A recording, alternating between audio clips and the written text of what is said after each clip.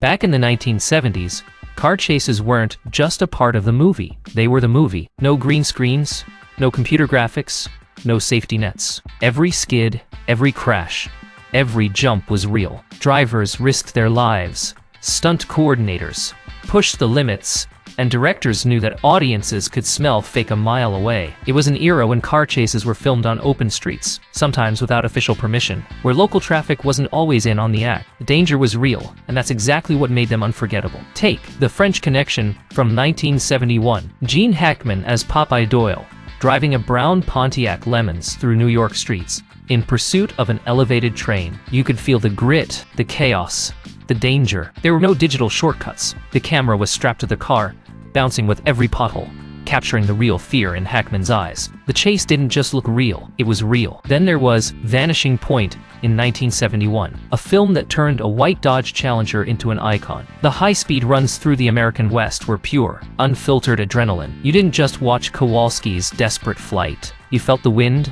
the vibration, and the sheer will to outrun everything chasing him. By the mid-70s, Hollywood had started to see car chases not as a stunt, but as an art form. Gone in 60 Seconds in 1974, the original, not the remake, proved that. A 40-minute chase with a yellow Ford Mustang named Eleanor, tearing through city streets, industrial parks, and highways. Every dent, every spin, every near miss was real metal meeting real pavement. The final jump, the suspension compressed so hard you could almost hear it groan through the screen. And then came the humor-infused chaos of The Gumball Rally in 1976, where exotic cars roared across the country in a fictional, illegal race. It mixed comedy with genuine high-speed stunt driving, something modern CGI-heavy films can't quite match. These chases didn't just happen in front of the camera. They happened in the real world. Crews blocked streets, yes, but sometimes locals still wandered into the shots. That unpredictability gave the action a rawness that you can't fake. Today, insurance companies would never allow it. But in the 70s, if you could dream it,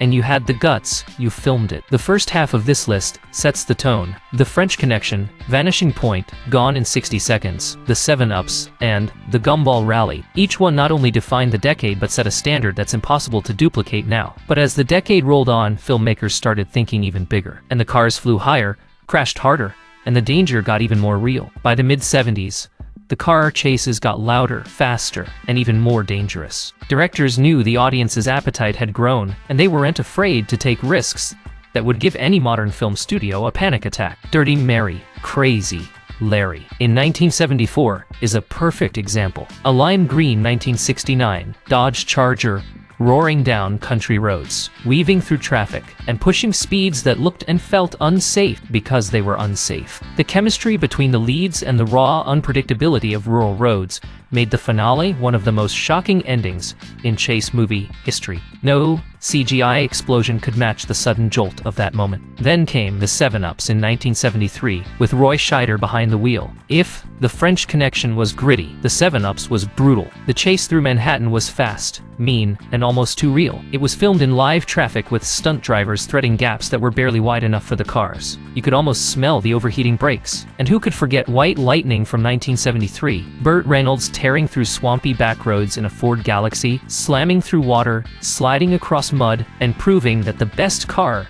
chases don't need perfectly paved highways to make your heart race. It was a reminder that not all speed comes from sleek city streets. Sometimes it comes from grit, dirt, and pure stubbornness. But the mid to late 70s weren't all about grim intensity. Smokey and the Bandit in 1977 brought charm and comedy to the car chase game without losing an ounce of real driving skill. That black Pontiac Trans Am became a star in its own right, leaping over bridges, sliding through corners, and outsmarting law enforcement in ways that made you grin as much as they made your palms sweat. Every stunt was done for real, and you could see it in the way the suspension bounced, the tires smoked, and the drivers fought the steering wheel. And then there was The Driver in 1978, a lean, stylish film that stripped away the excess and gave us pure, tense pursuit. No flashy dialogue, just roaring engines, squealing tires, and a game of cat and mouse that turned the streets into a chessboard. The sound alone, the rumble of Vates bouncing off buildings,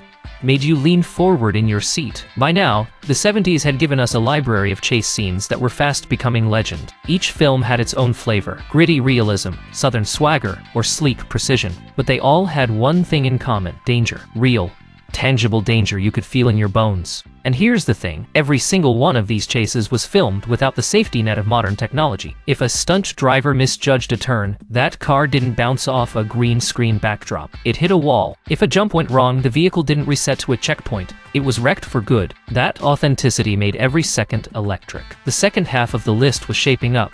Dirty Mary, Crazy Larry, The 7-Ups, White Lightning, Smokey and the Bandit, and The Driver. And while these were unforgettable, the decade wasn't finished yet. The late 70s had a few more wild rides left.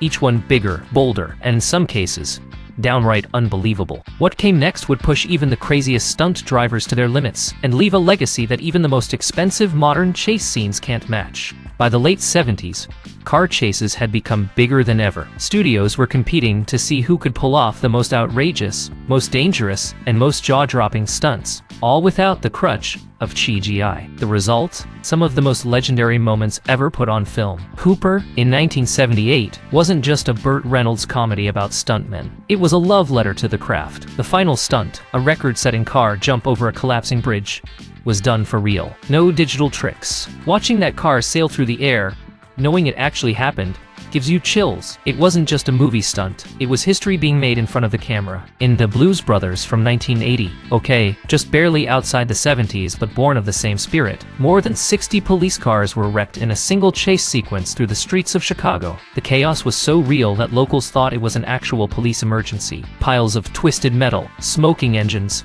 and tires bouncing down the street. It was all part of the plan. Then there was Mad Max in 1979. Shot on a shoestring budget in Australia, it brought a gritty, raw, almost dangerous energy that no amount of Hollywood polish could replicate. Those high-speed chases across dusty roads looked reckless because they were. Every wobble, every close call, every moment where a vehicle looked seconds from disaster, that was all happening in real time. Convoy, in 1978, delivered another kind of chase. Not one car, but a rolling wall of trucks thundering down highways. The sheer scale of the convoy barreling through roadblocks, dust clouds swirling behind them, made it feel unstoppable. It was part action, part rebellion, and entirely unforgettable. And for sheer, joyous chaos, The Cannonball Run, in 1981, spiritually a 70s film in tone and execution, carried the torch. Exotic cars, wild stunts, and a sense of where we were doing this because we can. Energy that perfectly captured the end of an era. Looking back, the list was complete. The French Connection, Vanishing Point, gone in 60 seconds. The 7-Ups, The Gumball Rally, Dirty Mary, Crazy Larry, White Lightning, Smokey and the Bandit, The Driver, 15 moments in cinema where rubber met asphalt for real, and left marks that still haven't faded. These weren't just action scenes. They were time capsules. They captured an era where filmmakers and stunt crews had the freedom and the guts to risk everything for a perfect shot. No one worried about whether the cars could be reused. If they got smashed, they stayed smashed. If a stunt didn't go exactly as planned, but still looked amazing, they kept it in the final cut. That unpredictability, that raw edge, is what makes them timeless. Today, modern car chases can be fast, flashy, and even breathtaking, but they're clean, controlled, too perfect. The grit, the danger, the sense that something could actually go wrong at any second, that's gone. And that's why these 70s chases put modern ones to shame. As the credits roll in your mind, you can almost smell the burning rubber and hear the squeal of tires echoing through the decades. And maybe, just maybe, you'll want to go back, watch them again, and remind yourself what real danger on film felt like. Because once you've seen the 70s at full throttle, there's no going back.